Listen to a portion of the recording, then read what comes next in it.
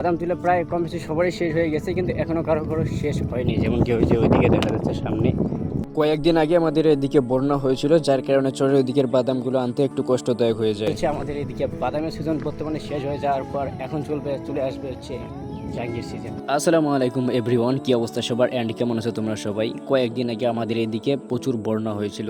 যেহেতু এটা বন্যা সিজন বা বর্ষাকাল চলছে, তার জন্য এদিকে বন্যা হয়েছিল।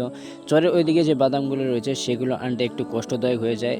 যেহেতু বন্যা ছিল প্রচুর, তার কারণে মানে যাদের বাদাম ওইদিকে ছিল বাদামের গাছগুলো ডুবে যায়, আর যেগুলো আগে তুলে রাখছিল সেগুলো পরে ভুরাতে করে পার করে নিয়ে আসে। এদিকে বাদামের সিজন বর্তমানে শেষ হয়ে যাওয়ার পর এখন চলে আসবে হচ্ছে জাঙ্গির সিজন, মানে অর্থাৎ যে যেটা চাষ করে। যাই হোক, আজকে আমি দেবো হচ্ছে এখন ঘাস মারা স্প্রে করে দেবো, যেহেতু জমিতে ঘাস বা জঙ্গল অনেক আছে। এই যে ফটো দেখা যাচ্ছে ছোট্ট একটা নদী, এখান থেকে হচ্ছে পানি নিয়ে তারপরে আমি ওইদিকে স্প্রে করব। ওই যে ওইদিকে যে ছেলেগুলো দেখা যাচ্ছে তারা মূলত সেখানে একটা ভুড়া বানাচ্ছে, যেহেতু আমাদেরকে সবসময় এদিকে পার হতে হয়। জমিতে আমাদের এদিকে মানে বাদাম তুলে প্রায় কম বেশি সবারই শেষ হয়ে গেছে, কিন্তু এখনো কারো শেষ হয়নি। যেমন কি ওই যে ওইদিকে দেখা যাচ্ছে সামনে, ওইদিকে এখনো শেষ হয়নি, বা এই যে এগুলো এখনো তো তোলা হয়নি, কিন্তু কারো হচ্ছে একদম শেষ হয়ে গেছে, তোলা সব কিছু একদম শেষ হয়ে গেছে।